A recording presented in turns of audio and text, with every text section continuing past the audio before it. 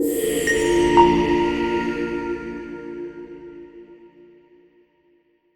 everyone, and welcome back to Viral and Vinyl. I'm Blaze, your guide through the fascinating world of music and internet culture. And I'm Electra here to add a little expert insight into the mix. So picture this, you've got a stack of articles, some scribbled notes, maybe even a few hot takes from your social media feed, all about a topic that's piqued your interest, but who's got time to sift through all that? That's where we come in. Exactly. We take your sources and extract the juiciest bits, the hot moments, the stuff you actually want to know. Think of it as your shortcut to being in the know without the information overload. Exactly. And today we're diving deep into the 2025 BAFTAs, but not just the usual who won what. We're going beyond the headlines, exploring those unexpected wins and snubs that have everyone buzzing. Did any of those shock you? Let us know in the comments. What's fascinating about award show like the BAFTAs is that they're more than just a celebration of talent. They act as a kind of cultural barometer reflecting evolving tastes, shifting industry trends, and even broader conversations about representation and artistic merit. Okay, so first up, Conclave snagged Best Film, which isn't a huge surprise considering the buzz it's been generating. But here's the twist. Its star Ralph Fiennes got snubbed for Best Actor. What do you make of that? It's an interesting dynamic, isn't it? While Fiennes' performance was certainly lauded, the film's overall impact seems to have resonated more strongly with BAFTA voters. And remember, this is director Edward Berger's first foray into English-language filmmaking after his phenomenal success with All Quiet on the Western Front. That film practically swept the BAFTAs a few years back. So could this signal a new chapter in Berger's career, maybe even a trend of European auteurs making a bigger splash in Hollywood? It's definitely something to watch. Berger's masterful ability to blend art house sensibilities with a more mainstream appeal seems to be striking a chord. His win for Conclave could very well pave the way for other international filmmakers looking to cross over. Now buckle up for this one. Adrien Brody snagged Best Actor for The Brutalist, beating out Fiennes. It's got to be one of the biggest upsets of the night. The Brutalist, a sprawling 3.5-hour epic, follows a Hungarian architect navigating post-war trauma and the complexities of rebuilding his life.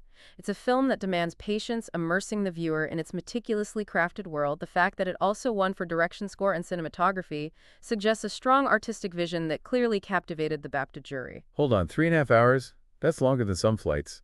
What exactly is it about The Brutalist that resonates with audiences and particularly with awards voters? The Brutalist falls into a category known as slow cinema, a style that prioritizes atmosphere contemplation and a deliberate unfolding of the narrative. It's not about fast-paced action or easy answers.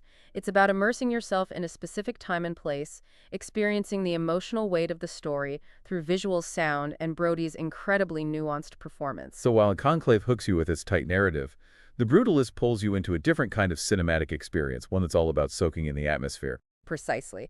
And Brody's win suggests that BAFTA voters are increasingly open to recognizing performances that might not fit the traditional mold. It's not just about showy displays of emotion, but also about the subtle internal work that goes into creating a truly memorable character. Speaking of memorable characters, Mikey Madison took home Best Actress for Honora, surprising many who were expecting Demi Moore to win. For those who haven't seen it, Honora centers around a Brooklyn sex worker who finds herself suddenly thrust into a world of wealth and privilege. What do you think made Madison's performance stand out?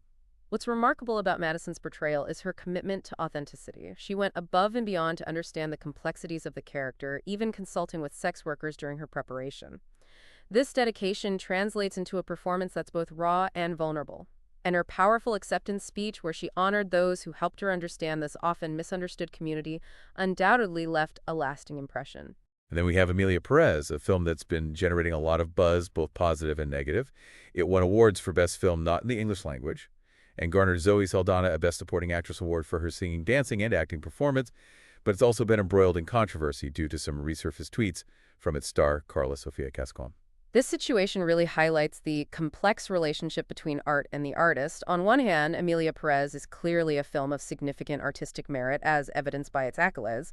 On the other hand, there are valid concerns about certain aspects of the film and its potential impact on the communities it portrays. It's a situation that prompts us to grapple with some challenging questions. Can we or should we separate the art from the artist? How do we balance appreciation for creative work with critical engagement and accountability? These are questions that extend far beyond this particular film and are increasingly relevant in today's world. It's a lot to unpack for sure, and it's a conversation I'm glad we're having. What are your thoughts on this? Do you think it's possible to completely separate art from the artist, or are they always intertwined? Let's keep this conversation going in the comments. We'd love to hear your perspective. Absolutely. Let's dive into those perspectives. Before we move on to some of the other notable wins, I want to circle back to Zoe Saldaña for a second. Her acceptance speech was incredibly moving, especially when she talked about how this win was particularly meaningful after being told she couldn't do a British accent. It's a testament to the power of perseverance, of defying expectations and proving doubters wrong. Saldana's win is a reminder that talent and dedication can overcome obstacles, and that sometimes all it takes is someone to believe in you. All right, let's quickly touch on a few other notable wins before we get into the nitty-gritty of Conclave and The Brutalist. The Substance, starring Demi Moore, snagged the award for Best Makeup and Hair, highlighting the incredible artistry that goes into creating those sometimes unsettling but always captivating special effects. Absolutely. It's a reminder that filmmaking is a collaborative art form, and awards like this recognize the crucial contributions of those who work behind the scenes to bring these stories to life. And then there's Kneecap, an Irish-language band biopic that took home the award for Outstanding Debut. Their win is particularly significant, don't you think? It absolutely is. The recognition of an Irish-language film on a platform like the BAFTAs speaks volumes about the evolving landscape of cinema. We're seeing a growing appreciation for stories from different cultures and linguistic backgrounds, a shift towards a more inclusive and diverse cinematic experience. And it's not just about language. Kneecap is known for their rebellious image and their politically charged music, which made for a rather interesting contrast against the backdrop of the traditional BAFTA ceremony.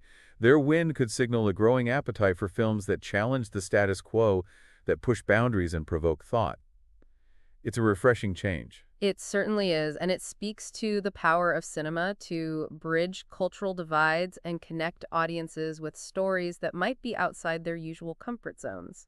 And speaking of contrasts, how about that red carpet moment with Timothée Chalamet and Kylie Jenner showing up for A Complete Unknown, a film that didn't receive any awards? Sometimes the buzz surrounding a film doesn't quite align with its critical reception, does it? Sometimes the red carpet tells a different story altogether, doesn't it?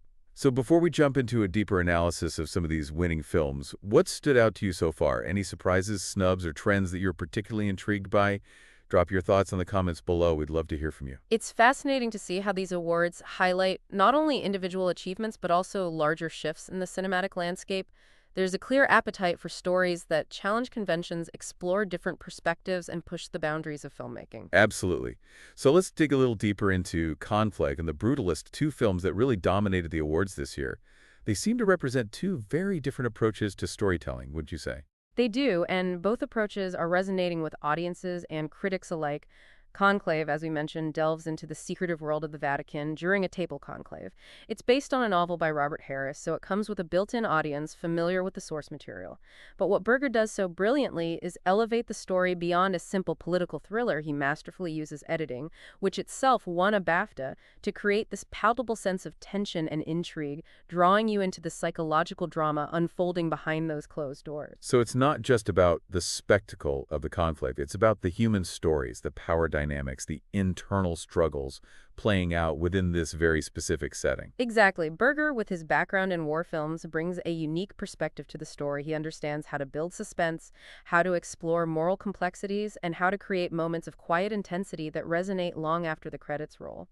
Those skills translate surprisingly well to this seemingly very different genre. Now, The Brutalist, on the other hand, takes a completely different approach. It's a slow burn, a film that unfolds deliberately inviting the viewer to immerse themselves in its richly textured world. 3.5 hours is a commitment, but it seems like BAFTA voters were captivated by its ambition and artistry. That runtime isn't just a gimmick, it's crucial to the film's impact. It allows the director to explore themes of trauma loss and resilience in a way that simply wouldn't be possible in a shorter format. The Brutalist isn't a film that spoon-feeds you information or emotions. It unfolds slowly, revealing its layers gradually, like a painting that reveals new details with every grass. And the fact that it won awards for cinematography, score, and direction speaks to the power of that immersive experience. Each element works in harmony to create a world that feels both real and dreamlike. And Adrien Brody's performance as this architect struggling to rebuild his life amidst the ruins of war must have been pretty incredible to win Best Actor. What is it about Brody's acting style that you think resonated with the BAFTA voters? Brody has this remarkable ability to convey a depth of emotion with minimal dialogue. He can express volumes with a single look, a subtle gesture.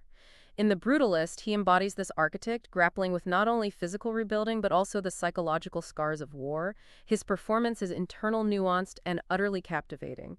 It's a testament to the fact that sometimes the most powerful performances are the ones that whisper rather than shout. So both Conclave and The Brutalist, while drastically different in their pacing and style, share this commitment to excellence in craft, to pushing the boundaries of storytelling, and to creating truly immersive cinematic experiences. And that's something that seems to be resonating with audiences and awards voters alike. We're seeing a shift away from formulaic narratives and a greater appreciation for films that take risks, that challenge conventions, and that offer a more nuanced and layered viewing experience. Absolutely. Now, before we wrap up, I want to circle back to Mikey Madison and her win for Honora.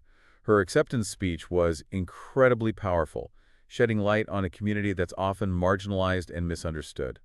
It sparked a lot of conversation, and rightfully so. It did. Madison used her platform to amplify voices that are often silenced, to challenge stereotypes and to advocate for empathy. And understanding her willingness to acknowledge the sex workers who helped her prepare for the role speaks volumes about her commitment to authenticity and to portraying this character with respect and dignity. And it raises important questions about how we as viewers engage with stories about sex work. Are we approaching these narratives with an open mind, with a willingness to understand the complexities of these lives? Or are we falling back on preconceived notions and judgments? These are crucial questions to ask ourselves, not just in relation to this film, but in general. How do we engage with stories about experiences that are different from our own? Are we listening with empathy and a genuine desire to learn, or are we shutting down conversations before they even begin? It's a challenge, but it's a necessary one. And Madison's win, along with her powerful speech, serves as a reminder that we need to be more thoughtful, more compassionate, and more willing to engage with narratives that challenge our perspectives. Absolutely. It's about recognizing the humanity in every story, even and perhaps especially in those stories that make us uncomfortable. All right, let's shift gears for a moment and talk about Zoe Saldaña and her win for Emilia Perez. Her performance, which involves singing, dancing, and acting, earned her the Best Supporting Actress award. It was a well-deserved win, and her speech about overcoming self-doubt and defying expectations was incredibly inspiring. It was Saldana's journey to this win is a testament to the power of perseverance and the importance of believing in yourself even when others doubt you.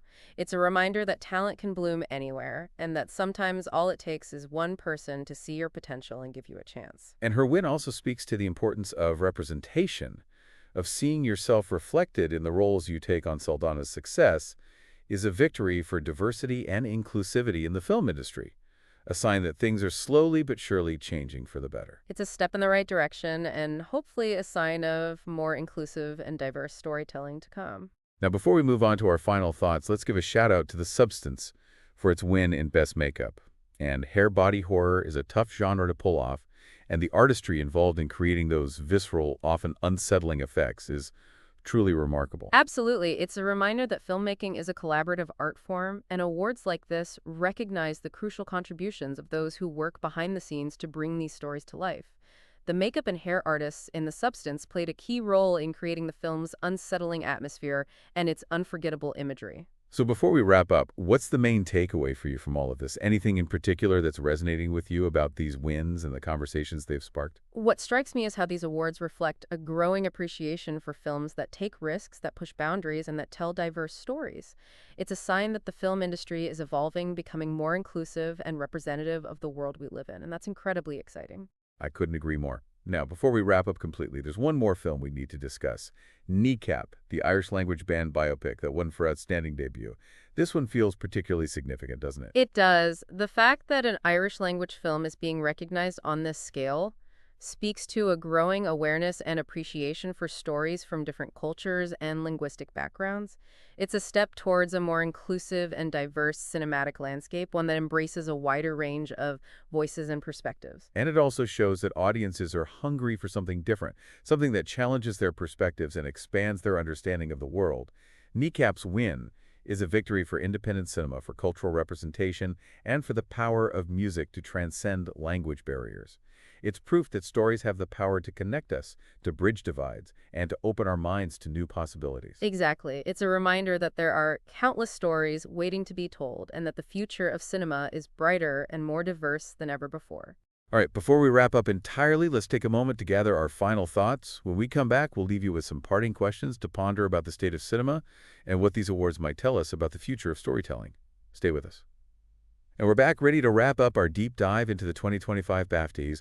We've covered the wins, the snubs, the controversies, and the trends, but what does it all add up to? What's the bigger picture here? That's the key question, isn't it? Beyond the glitz and glamour, the awards themselves are just a snapshot of a particular moment in time, but what they reveal about the state of cinema, about the values being prioritized, and about the direction the industry is heading, that's where things get really interesting. So let's zoom out for a second and look at the overall landscape. What are some of the key takeaways, the trends that stood out to you? One of the most prominent themes is the emphasis on authenticity, from Mikey Madison's immersive preparation for Honora to Edward Berger drawing on his war film experience for Conclave. There's a clear trend towards stories that feel grounded, emotionally resonant, and deeply human. Audiences seem to be craving narratives that resonate on a personal level, that offer glimpses into experiences that might be different from their own. And not just real, but real diverse, too, right? Kneecap winning for Outstanding Debut signals a growing openness to stories from beyond the usual Hollywood bubble. It seems like the industry is finally starting to recognize the power of diverse voices and perspectives. Absolutely. For years, there's been a push for greater representation, both in front of and behind the camera. And we're starting to see the fruits of those efforts. Films in languages other than English are gaining recognition. Stories from marginalized communities are being given a platform, and a wider range of experiences are being reflected on screen. It's a slow but steady shift, and it's incredibly encouraging. But it's not just about ticking boxes, right? It's about genuine inclusion, about telling these stories with nuanced sensitivity and respect. And that's where the controversy surrounding Emilia Perez comes in. It reminds us that progress isn't always straightforward, and that even as we celebrate diversity, we need to be mindful of the complexities of representation. Precisely. It's about acknowledging that representation isn't a one-size-fits-all solution. It's an ongoing conversation, a constant process of learning, listening, and striving to do better. And it requires us to be critical, to engage in thoughtful discussions, and to challenge ourselves to consider different perspectives. So it's a balancing act, right? Celebrating the strides being made towards inclusivity while also recognizing that there's always more work to be done. And that's where you, the audience, come in. These awards are just a starting point, a catalyst for discussion. Exactly. It's up to each of us to engage with these films, to think critically about the messages they convey, to amplify the voices that resonate with us, and to contribute to the ongoing conversation about the future of cinema. Don't just watch the awards show, watch the movies, read the reviews, and share your thoughts. Be an active participant in shaping the cinematic landscape. So well said. It's about being informed, being engaged, and using our voices to support the kind of storytelling we want to see more of. It's about recognizing that cinema has the power to shape our understanding of the world, to challenge our perspectives, and to spark meaningful conversations. And on that note, as you reflect on these BAFTAs and the films we've discussed, ask yourself, what kind of stories do you want to see more of? What voices do you think need to be heard? And how can you be a part of shaping the future of cinema? That's a great place to leave it. Thanks for joining us on this deep dive into the 2025 BAFTAs. We hope you've gained some new insights, sparked some new ideas, and maybe even discovered a few films to add to your watch list. Until next time, keep exploring, keep questioning, and keep the conversation going. We'll see you in the comments.